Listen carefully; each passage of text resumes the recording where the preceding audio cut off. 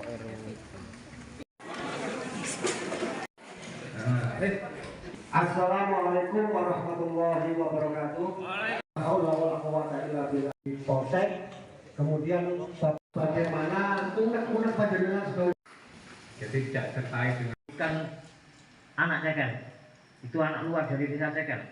Malam-malam guncengan 3 sepeda motor mabuk nantang-nantang anak-anak di lari bulan jam naklok iki deh lari ke pulau Pak. Itu mengamankan 3 orang mabuk, anak mabuk Pak, anak 3 ini mabuk Pak.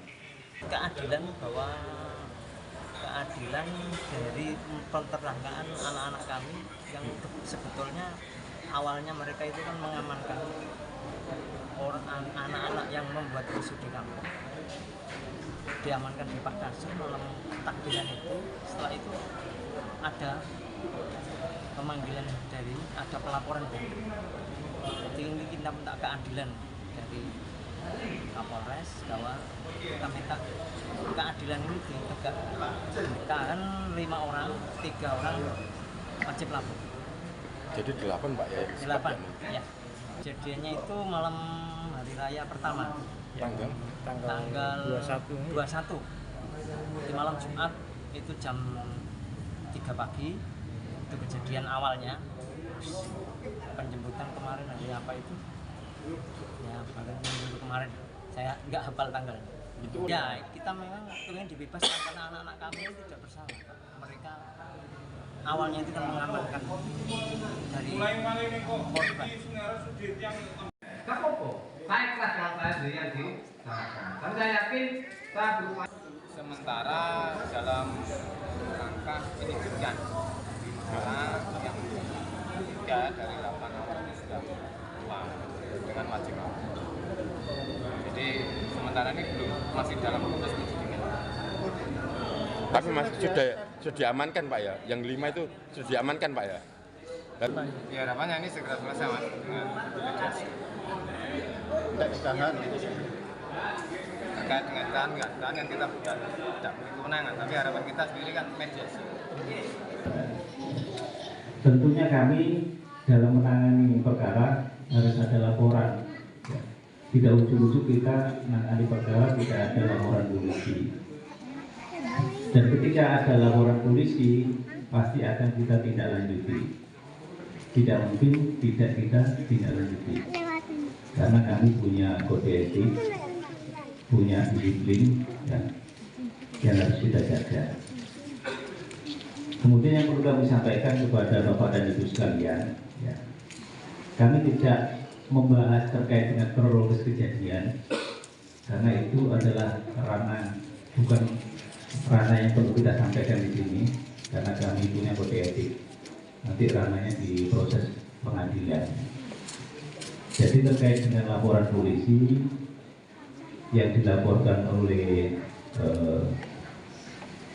seseorang yang menjadi korban, sudah kita tidak lanjuti.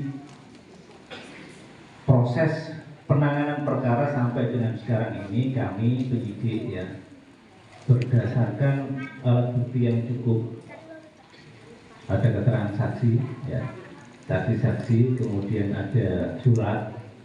Alat bukti itu ada 5 ya, kan biar paham ya, keterangan saksi, surat, petunjuk, keterangan ahli, dan keterangan tersangka atau terdakwa. Berdasarkan alat bukti yang cukup, itu minimal 2 alat bukti, keterangan saksi-saksi, kemudian surat. Surat itu apa? Hasil visum, ada korban kekerasan di situ. Kemudian ada petunjuk. Petunjuk itu persesuaian antara keterangan saksi-saksi dengan alat bukti yang lain. Kemudian keterangan tersangka, kita sudah melakukan pemeriksaan terhadap tersangka. Tidak perlu kita jelaskan hasilnya seperti apa. Jadi sudah kita lampaui itu semua. Itu dan penyidik sampai dengan sekarang ini sudah menetapkan tersangka sebanyak 7 orang. 5 sudah kita lakukan penahanan ya karena dewasa. Kemudian 1 kita wajibkan absen Senin dan Kamis karena masih anak-anak. Kemudian Sabtu masih belum kita minta keterangan. Terkait dengan apakah perkara ini bisa diselesaikan di luar pengadilan, itu namanya restoratif justice. Itu yang digadang-gadangkan oleh Pak Kapolri, penyelesaian perkara di luar pengadilan. Penyelesaian perkara di luar pengadilan dilakukan ketika ada penyelesaian terhadap kedua belah pihak, baik pihak pelapor atau korban dengan pihak pelaku atau tersangka. Monggo, ini kalau memang dari kedua belah pihak mau diupayakan penyelesaian secara kekeluargaan, silakan. Kami penyidik memberikan kesempatan, memberikan ruang waktu, dan kemarin sudah tak sampaikan kepada Pak Kades, korbannya si A, si B, si C, kemudian tersangkanya A, B, C, D, E, F, D, sudah tak sampaikan, silakan kalau memang ada kesepakatan terhadap kedua belah pihak.